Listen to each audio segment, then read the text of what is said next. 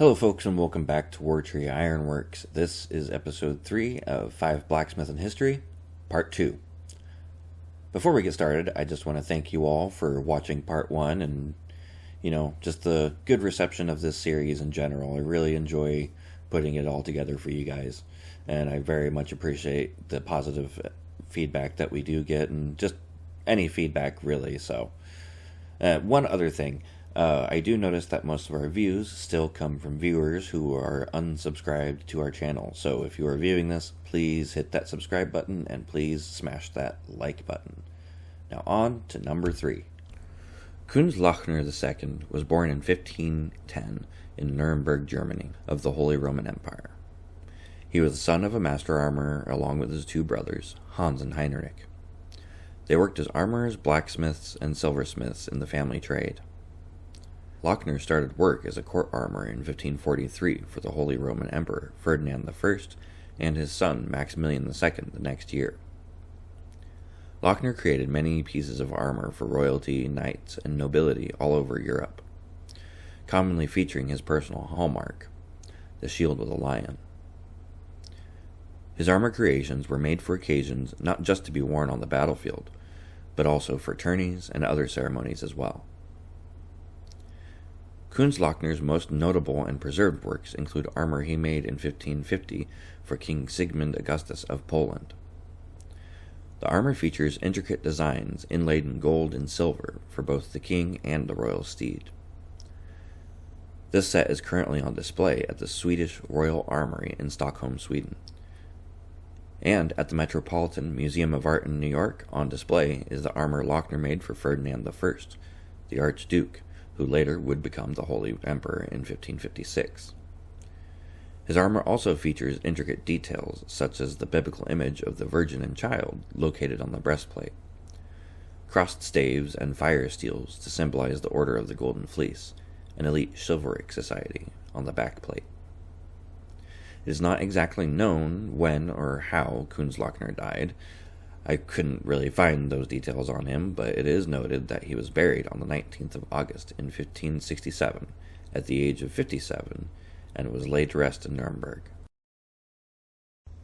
The American explorer and mountain man Bloody Arm Beckworth was born James Pearson Beckworth on the 26th of April around the turn of the 19th century. A mixed-race man born into slavery in Frederick County, Virginia, to his mother, an African-American slave, and his father, a slave owner. When it was decided he was of age, Beckworth would be apprenticed to a blacksmith by his father so he could learn a trade. As an adult, Beckworth headed west in the American frontier. He became a fur trapper and trader and had made contacts in St. Louis with other traders before continuing west to Montana. In his mid-20s, the young Beckworth joined an expedition into the Rocky Mountains with William Ashley of the Rocky Mountain Fur Company in 1824. And in the Rocky Mountains, James worked as a wrangler with the fur company and became a well-known mountain man and trapper. Later in the next year, in 1825, it is not known whether James had been captured by the Crow Nation or if it was an arrangement by the Rocky Mountain Fur Company, as either way, James had married the daughter of the Crow chief and lived with the tribe for nearly a decade. He would go from being a tribal warrior to the chief and leader of the Dog Clan, and according to Beckworth himself, he would rise to chieftain of the Crow Nation. During this time, James still trapped and sold his furs, but only to the American Fur Company, owned by John Jacob Astor, who was in direct competition with the Rocky Mountain Fur Company. It's due to this that I personally think that he was captured by the Crow Nation and not arranged by the Rocky Mountain Fur Company. Let me know what you think in the comment section down below. Despite James having several years of rapport and trade with the American Fur Company, in 1837 the contract with Jacob Astor's fur trade would not be renewed. So James returned to St. Louis and volunteered with the U.S. Army, where he worked as a civilian wagon master, in charge of baggage for at least a year. From 1838 into the next decade, Beckworth had worked from Fort Vasquez, Colorado. Then in 1840 on to being an independent trader, and with some help from partners, a trading post would be built, and it would become the center of a community that would develop known as Pueblo, Colorado.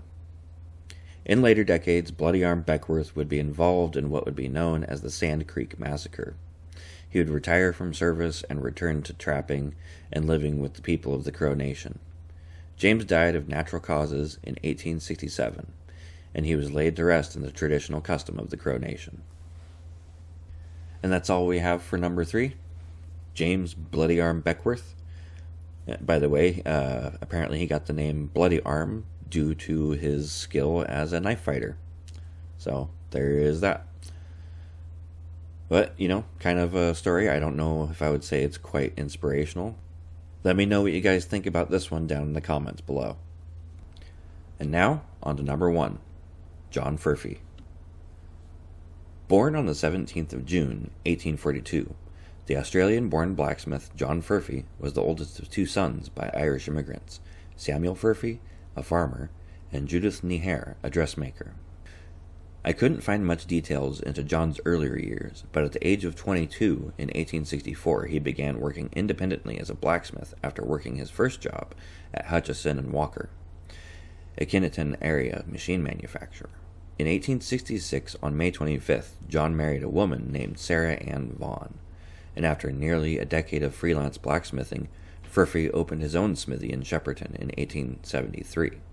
It was the very first blacksmith shop in town, and later Furphy expanded his operation into ironworks with a foundry. And then in 1884, he was awarded first prize at the 1884 Grand National Show for his patented grain stripper, a precursor to the modern combine harvester. Eventually, John's business had grown into the biggest in the north of Victoria by the time the year 1888 came around. In the span of 15 years, John Furphy's business went from humble blacksmithing to full-on ironwork production, with machines and tools from the award-winning grain stripper to furrow plows and swingle trees, which were also praised for 2 years at the international exhibitions in 1888 and 1889. But perhaps what Furphy is most known for would have been the Furphy Farm Water Cart, a horse-drawn iron tank that held 216 gallons of water mounted on a wood cart with cast iron wheels, which was widely used in the First Great War by the Australian Army, when production of the Furphy Farm Water Cart was at its peak. The cart eventually had a legacy of its own. Other than for being used in World War I, many soldiers whom drove these water carts were notorious gossips, and so others adopted the name Furphy as a slang term for these gossips. In life, John Furphy was a Christian man who preached at Methodist congregations in the area surrounding him. His wife had birthed 9 children, some of whom kept John's business in operation after he died in Melbourne on the 23rd of September, 1920, at the age of 78. And even today, 102 years later in 2022, the foundry is still in operation and run by the descendants of John Furphy. And that's all we have for part 2 of episode 3. I'd like to thank you guys for watching. Don't forget to like, share this video, and subscribe to Wartree Ironworks YouTube channel. Oh God.